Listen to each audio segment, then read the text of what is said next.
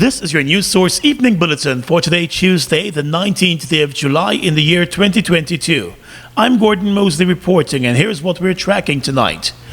The Caribbean Court of Justice today heard arguments for the case about whether the Guyana Court of Appeal has the jurisdiction to hear and determine the appeal filed to challenge the dismissal of the APNU-AFC's election petition 99 of 2020. At the heart of the case before the CCJ is whether the Chief Justice indeed has the authority to dismiss an election petition on procedural grounds without a right to appeal. Attorney General Anil Nandlal argued today that there are no statutory provisions or anything on the record which gives the Court of Appeal the right to hear or determine the matter. He submitted to the court that there are provisions in the Constitution for an appeal, but only the substantive matter was determined by the High Court, and the applicants were dissatisfied with the ruling. In the event that the petition was not heard and was dismissed on a technicality, Mr. Nandlal argued that the case should have ended at that instance. And I dare say with the greatest of respect that the Court of Appeal of Guyana did not get it right, because they sought to find an appeal and ground an appeal where one does not exist using the conventional provisions of the Court of Appeal Act. In responding to the Attorney General's submission, CCJ Judge Justice Jacob Witt questioned the Attorney General on whether he believes that the provisions as outlined in his arguments gives the first instance judge too much power to dismiss a petition without the right to appeal. Because the judge can use any procedural device to torpedo the whole issue. I'm not saying that the Chief Justice did that in this case or whatever, but theoretically. Your Honor, and the judge might, for example, and I'm not saying that that is the case here, but there may be a case where the judge is manifestly wrong, but you will still say, we have to accept that because this is simply in no way appealable. Continuing the argument along the line that the High Court has exclusive jurisdiction to hear the case was Senior Counsel Douglas Mendez, who argued that there is a reason why special jurisdiction was given to an election court to determine election-related cases. But counsel for the opposition, Senior Counsel John Jeremy, disagreed with the submission of both the Attorney General and Senior Counsel Mendez. Mr. Jeremy argued that the Chancellor and the appellate judge, Justice Dawn Gregory, were in order when they found that the Court of Appeal has jurisdiction to hear and determine the matter. He explained that while there may be no explicit provisions for the appeal court, there are provisions that guide how the court treats with such matters. There were a number of other routes available to them which would allow them to have jurisdiction in this matter. And I recommend to your lordships the decisions of the Chancellor in particular and of Justice Gregory, Justice of Appeal Gregory. The court has not yet set a date for its ruling, but has promised to communicate with the parties on when it will be ready to make its decision known. It stressed, however, the need to have the matter determined quickly, given its importance. More news coming up in just a moment. How fast is fiber? Think fast. GTT Fiber has 3 packages with download speeds of 50, 100, and 150 megabits per second. That's fast enough to stream movies and music, to chat with Gran and Fran, to study, and more. What would you do? Upgrade to GTT Fiber today and don't get left behind tomorrow. Guyana's development agenda will be on display at the Guyana National Stadium from July 22nd to 24th, 2022. Come and experience the new blueprint of future infrastructure and construction transformation with over 200 local, regional, and international companies. International Building Expo, a new frontier for building a One Guyana.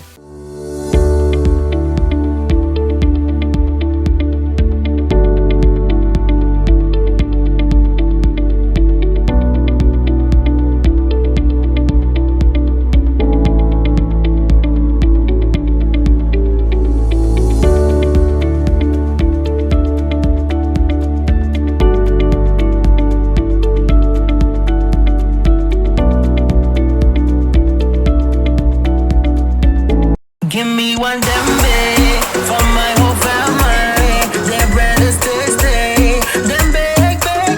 Baked with love and passion by our dedicated team of fine bakers, we give you Dembake. With the same great quality you're used to, we now have a slightly new look. Here in Land of Canaan, we are ready to give you even more. Don't wait until you're hungry. Reach for a slice of Dembake. Dembe, dembe, oh. Dembake, healthy, wholesome living.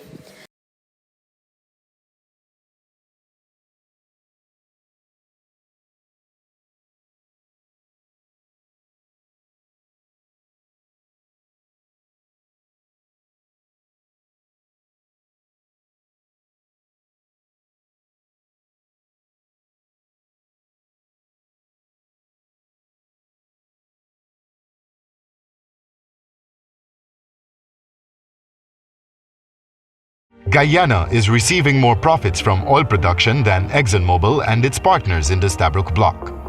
So far, the country has received over $700 million in profit oil and royalty. The royalty is paid by Exxon and its partners and is not recoverable.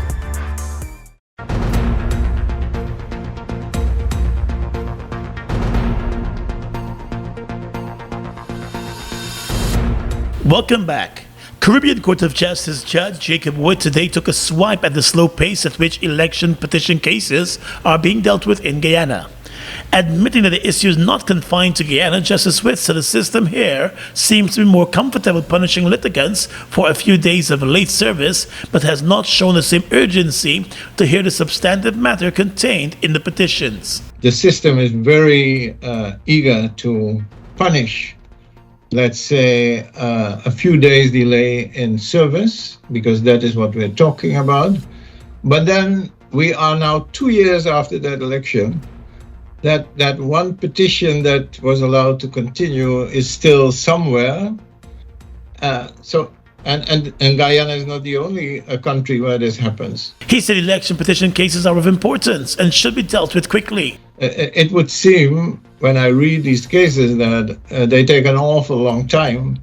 So what about this urgency to deal with these things quickly? We all understand why that is necessary, but in practice, there doesn't seem to be that urgency. In response, Attorney General Anand Nandlal said the executive has no control over the judiciary and therefore he could not say what is accounting for the delay to hear and determine the election petition cases. Well, Your Honor, you are possibly far better placed than I am to speak to the alacrity with which the judiciary must work. We are prepared every day to go to court, every night to go to court, and perhaps the pinnacle court should help us to move the process along, but that's beyond the realm of the executive. The APNU-AFC coalition filed 2 election petitions following the March 2020 general and regional elections. One of the petitions was dismissed for late service, and it is that case that is before the CCJ. Today, the court began hearing arguments as to whether the Chief Justice was right to dismiss a case for late service and whether a ruling of the Court of Appeal to entertain an appeal on the CCJ's ruling was constitutional. Well, while noting that the Guyana government continues to demonstrate serious and sustained efforts to fight the trafficking in persons, the U.S. State Department's 2022 Trafficking in Persons report highlighted the fact that for the first time in 4 years, there were no convictions of persons involved in trafficking in persons in Guyana. The U.S. Trafficking in Persons report was released today.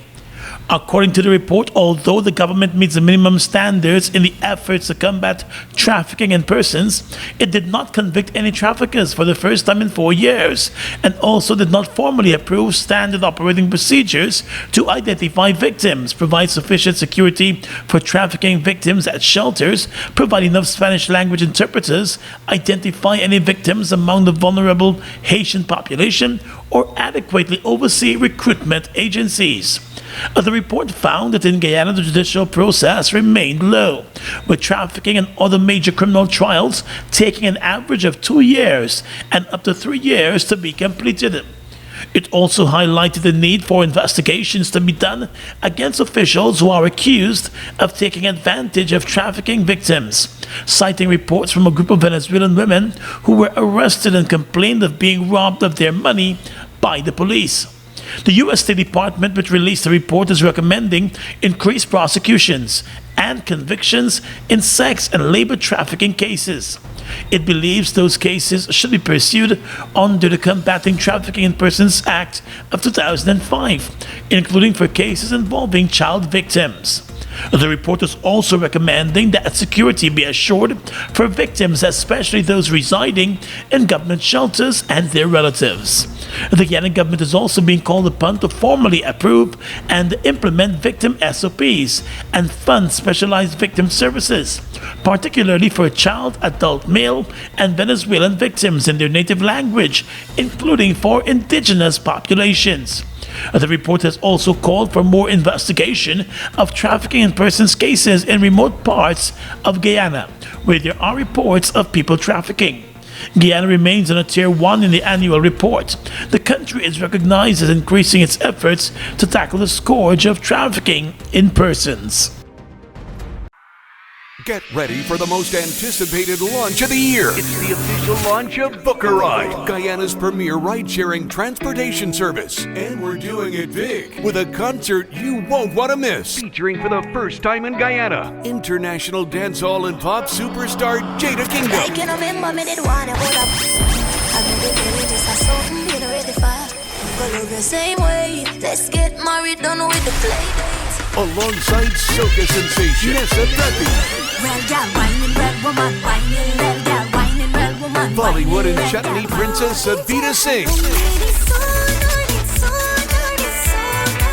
With performances by C. Kush and Drew Tobin. Hosted by Gully Raz. All the excitement is happening at Tower Poolside on Friday, August 5th. Guyana will come alive. Tickets are $5,000 for general admission and $20,000 for the exclusive VIP. It's the Book a Ride launch concert on Friday, August 5th. You won't want to miss it. Doors and windows, Republic. Rooms and more, Republic. A brand new rug on the floor. Come to Republic, come to Republic. Whatever you need, you got it. Come through and get your mortgage. Live the dream with Republic. 95 to 100% financing, 50% waiver of negotiation fees, plus one lucky person gets their mortgage paid in full. Turn someday into today. Talk to Republic Bank about your low-cost mortgage today. Sunshine snacks, cheese post. Grab a sunshine, double cheese post. We a crunch on a cheese post. Daddy nickel pick, double cheese post. Sunshine snacks, cheese post. Grab a sunshine snack, cheese post. Love cheese in every bite, flavor in every crunch. Extra cheese in me love it so much. Love cheese in every bite. Grab a sunshine, double cheese post. We a crunch on a cheese post. Daddy nickel pick, double cheese post. Sunshine snacks, cheese post. Grab a Sunshine Snacks Cheese Puffs today. More cheese, more flavor. Get a chance to win a brand new Toyota Race when you apply for a home loan. Get pre-approved by applying online, in bank, or at the Building Expo. Apply now. Promotion ends July 24 and the drawing will take place on the final day of the International Building Expo. Here's your chance to win and drive home a Toyota Race. GBTI, we see Guyana through your eyes. The International Building Expo, being hosted by the Ministry of Housing and Water, opens on Friday at the National Stadium in Providence and will continue until this Sunday. The event, which is being promoted as the largest building expo in the Caribbean, has caught the eyes of a number of international companies that have an interest in the housing and construction sectors. The Minister of Housing and Water, Colin Crowell, has indicated that more than 25 international companies will join the scores of Guyanese companies for the exposition. He said a number of areas related to home building and designs will be showcased at the 3-day event. Locally, we have a cross-sectional of persons that have purchased booths. So we have, for example, if you're talking about construction, obviously we have contractors themselves. We have, in terms of design, so you have a lot of persons who have signed up, want to show their creativity. If we want to give you an option of when you want to come up with your own design for your housing, be modernized. The Building Expo has also enlisted the commercial banks which are going to be present, with many of them planning to conduct on-site interviews and pre-approval for loans and mortgages related to home ownership. We can't talk about home construction, we can't talk about home ownership without talking about how can you evolve into making your life easier to be able to access and to be able to acquire your own home. So the financial institutions are... Kroll said a number of furniture manufacturing companies and furniture stores, as well as hardware stores, will make up the Building Expo. Additionally, model houses have been constructed on the tarmac of the stadium to give prospective homeowners a peek into some of the homes that they could build for themselves. President of the Guyana Agricultural and General Workers Union, Sipon Narain, is standing firm behind the sugar workers who recently staged protest actions at 2 estates, making it clear that GAWU will not be deterred in its calls for workers to be respected. In a letter to the press addressing recent criticism of the protest by workers, Mr. Narain said the real problem is that the union is not ignoring the real challenges in the industry and those who are responsible for those challenges. He added that GAWU will not be cowed by propaganda and false narratives, reminding that GAWU and the sugar workers have a proud history of standing up and raising their voices. The union has been lambasting the current management at Gaisuco, blaming the management for the current state of the industry and its many problems.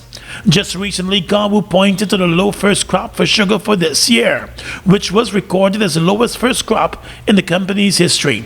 GAWU has been pressing the government to make changes to the management of the sugar company and has singled out the CEO, Narain Singh, over what the union sees as poor management at Gaisuco. While admitting that there are real issues facing the industry, the government has held its hand on making any changes to the top management at Gaisuco.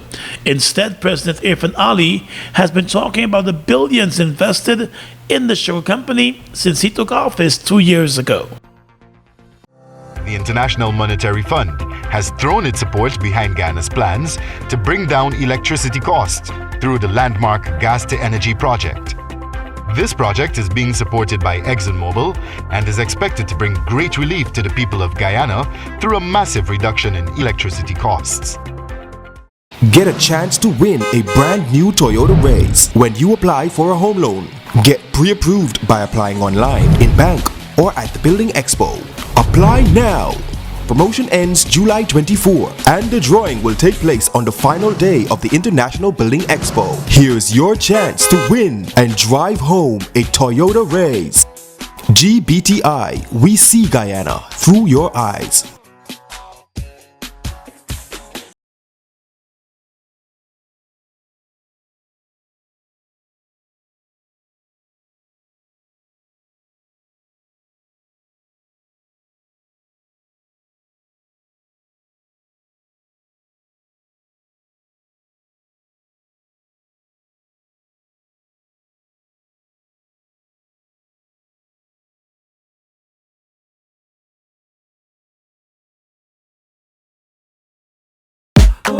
Doors and windows, rooms and more. A brand new rug on the floor. Come to Republic, come to Republic.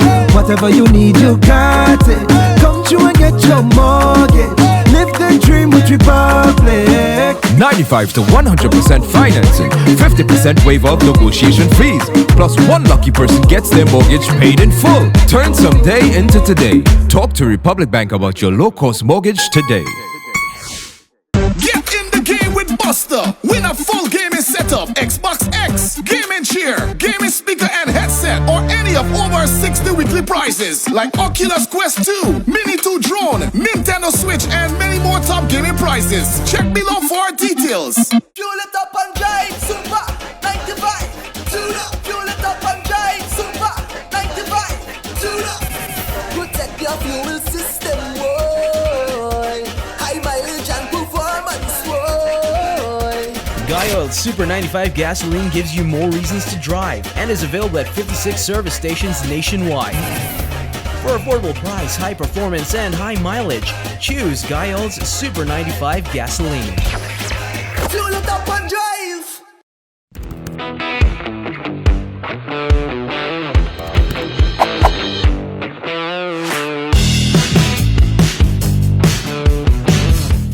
Across the region tonight, Brazilian President Jair Bolsonaro invited the diplomatic corps yesterday to hear his charges that Brazil's election system was open to fraud ahead of October's elections, in which he is trailing in a bid for a second term. He said the system is completely vulnerable. 40 diplomats were invited to the meeting. Bolsonaro gave no evidence of fraud, but said a hacker got inside the electronic voting system during the election he won in 2018. An incident the police concluded had not compromised the result in any way. Bolsonaro told the envoys that the Brazilian military should be called in to help secure transparency in the October elections. He has pushed the electoral authorities to accept a parallel vote count to be carried out by the armed forces. They have ruled that out. The diplomats who attended the meeting included the envoys of the United States, the European Union, France, Spain, and Portugal. Neighbor Argentina, whose president is a leftist, was not invited. Opposition leaders called for an investigation of alleged electoral crimes committed by Bolsonaro for his attacks on a system that has resulted in his election for 3 decades. A fight between rival gangs in a prison in Ecuador has left at least 13 inmates dead and 2 others injured. The deadly fight broke out just 2 months after 44 inmates were killed in a confrontation at the same jail in the city of Santo Domingo. The authorities said they had regained full control of the Bella Vista prison. Prison violence has shot up since February of last year, with more than 400 inmates killed in gruesome gang wars battled behind bars in the prisons in Ecuador. The Interior Minister said the 13 bodies had been recovered following the latest deadly incident at the Bella Vista jail. The minister also said that members of the R7 gang had targeted inmates who were in the process of setting up a rival gang. While the gang engages mainly in extortion and drug dealing, it is particularly influential in a number of prisons, with R7 members reportedly behind an earlier deadly fight in the Bella Vista prison and another in the Turi jail in April. And finally tonight, international news. Russian President Vladimir Putin met Turkish and Iranian leaders in Tehran on Tuesday, only his second foreign trip since he launched the invasion of Ukraine in February. Unblocking Ukrainian grain exports via the Black Sea was high on the agenda. Mr. Putin said progress had been made. The civil war in Syria was also discussed, with Turkey and Russia historically backing opposing sides. The summit was a chance for Mr. Putin to show he still has international allies. Speaking after his meeting with the Russian president, Iran's supreme leader said Tehran and Moscow should strengthen their ties and suggested that the West was to blame for the war in Ukraine. And that's your News Source Evening Bulletin for tonight. I'm Gordon Mosley reporting and encouraging you to stay safe.